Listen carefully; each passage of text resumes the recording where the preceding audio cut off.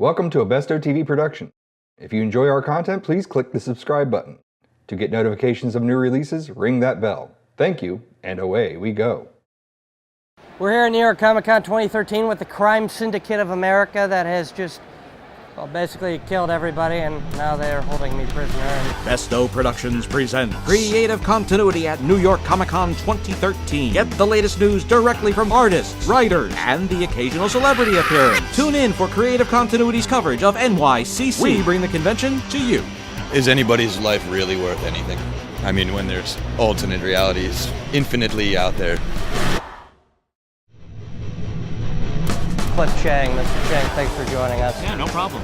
Yeah, how'd you push yourself into this career?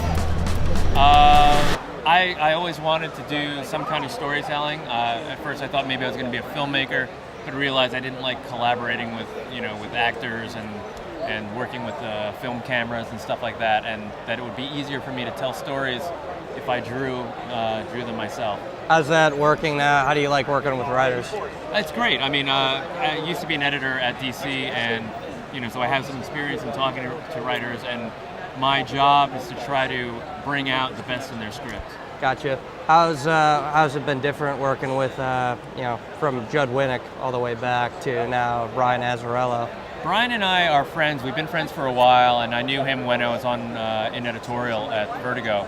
So it's we have like a shorthand. We know each other. We can talk to each other. We understand each other's goals, and our each other's style. So we work really comfortably together. Judd and I, we worked together a lot from the beginning. We started together with Josie Mack in Detective Comics, and then did Green Arrow and Black Canary. So I've tried to have. I just try to get into the writers' heads, and it's better when I know them and are friends with them. How'd you develop your really unique style almost? It's kind of an accident. I think, it's a mistake to try and be too deliberate about style. Then it becomes a marketing thing. You really just want to do something that feels sincere and natural to yourself. How did the process with you and Judd on Green Arrow and Black Canary work out? How did you guys develop that? You were going to essentially work on that book together. We didn't actually need to talk very much. It was all there in the script, and and he would just give it to me, and I'd just try to amp it up and make it as dynamic as possible. What do you like doing more? Covers, or do you like panels? They're totally different parts of your brain that get exercised. I like doing covers because of the illustration aspect. You're trying to make things interesting. You're trying to come up with an image that will catch your eye, and also sum up part of the story, and make people take a look at what's inside the book. Now, how'd you guys, you and Brian, really get on the New 52 with this Wonder Woman book? We had been talking about doing Wonder Woman for a while with Dan DiDio, and then I'm actually not sure. We were talking about doing it, and then we were supposed to do another project, and then the New 52 relaunch came around, and then they asked us if we wanted to take a shot at it. What was the initial pitch that really gravitated you towards working with Brian on this? It was part of the package that we would be kind of taking another look, that we'd be rebooting things a little bit. The pitch from Brian was, "What do you think of Wonder Woman?" And then we started talking. We talked for a couple hours and came up with the story that you're reading now. What was your reaction to the whole pants controversy? I thought it was interesting how passionate it was. I mean, I took Jim's design and tried to make it work for my graphic style. But I was happy to see the pants go, because they didn't work. They didn't work in terms of the kind of Greek culture that you guys were developing? No, just like on a visual level, it just you need to break up all the black. If she's got black boots, she can't wear black pants on top of that. It's just too heavy. Gotcha. So what has been your favorite story you've done thus far in your career? Favorite stories? I mean, it's hard to tell. It's sort of like, they're like all like your kids, and you got to pick one. I'm really happy with the Beware the Creeper trade that came out recently. That was from a few years back for Vertigo, and that was one of the first times I got to really art direct a book, and it turned out great. The Dr. 13 story I did with Brian a few years back was also a real high point for me. What do you have coming up in Wonder Woman and maybe some other projects?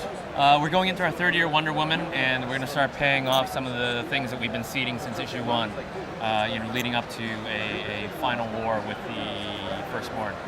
That's going to be awesome. Do you have any other things, any covers you're doing? I recently did an 8-page story in the Witching Hour anthology from Vertigo, and I'll have a story in Batman Black and White coming out in issue 6. All right, thanks, Mr. Chiang. I appreciate it. This has been Tommy and Cliff at New York Comic Con 2013. You're a damn parent. So tell me, how did you develop as an artist? I grew up as a comic book fan, and Archie, DC, everybody basically, and I just drew all my entire life, and then I wanted to get into comics, so I decided to go to the Jughead School, which is for people that don't know, it's a pretty popular school for cartooning. And really, it all started after that. That Archie came looking for me, or looking for talent, and they picked me up. So how has it been working on Archie your entire career? Great. I mean, I love it. It's been, I've been there 26 years. It's been fantastic. What about the characters appealed to you when you were a kid? I think it's just that everything in Riverdale was so wholesome. It looked such an idyllic place to live. So if you're any kid growing up wants their high school to kind of be like that. It never happens, but you want it to be like that. Is that a good way for readers to kind of have an escapism? I think so. I think it's good for everybody to be able to escape into like a happy place. So, do you find Archie maybe more true to previous generations of high school versus maybe today's high school? Well, I think it is sort of has an old-fashioned feel to it. So I think it does sort of take some of that old-fashioned quality, but I think that's what people like about it now. I think that's why people are attracted to Archie, is for that old style. Do you ever, between your work on Archie and other work, have to adjust your style ever? Not a lot, because my style really was well fit to Archie when I started there, and of course I've kind of, fine-tuned it that way since. So no, my style is it really is an easy fit for Archie. It really is. Could you talk about your the upcoming? Well, recently actually, there's been a kind of a marriage between the Josie and the Pussycats and Archie. Could you talk a little bit about that? Well, we did a storyline where we've been doing a storyline where Archie dates Valerie from Josie and the Pussycats, and I've been working on that. So we've just done a few different incarnations of that, and then we did one storyline where Valerie imagines her life married to Archie. So that's basically where the story goes. But I know, so it was a fun story, and it's always fun doing those stories where Archie gets married because Archie's such a goof, Do you have any sort of things like that coming up in terms of kind of weird, bizarre? We're not really. We're doing a storyline where the Archies travel around the world, the Archie band. Mm-hmm. So we're getting Archie and Valerie will rekindling their romance because they're traveling with Josie and the Pussycats. Thank God. And I'll be working on a new Betty and Veronica series next year where Betty and Veronica leave Riverdale. That's terrible. I know. So it's called Farewell, Betty and Veronica. And that's about it. What about Kevin Keller? Of course, Kevin, of course. How could I forget about Kevin? We're going to be doing a new story arc with Kevin starting at number 14.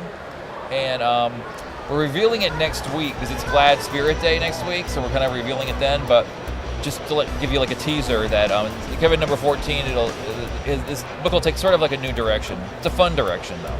What kind of direction is that? Well, you'll have to see. It's a very action-packed direction. I'll put it that way. Action-packed. Better, much better. 8, 9, 10. Oh, we got to go to the toes. All right, he is an accountant now. But I'm also a writer. Really? Did you write that?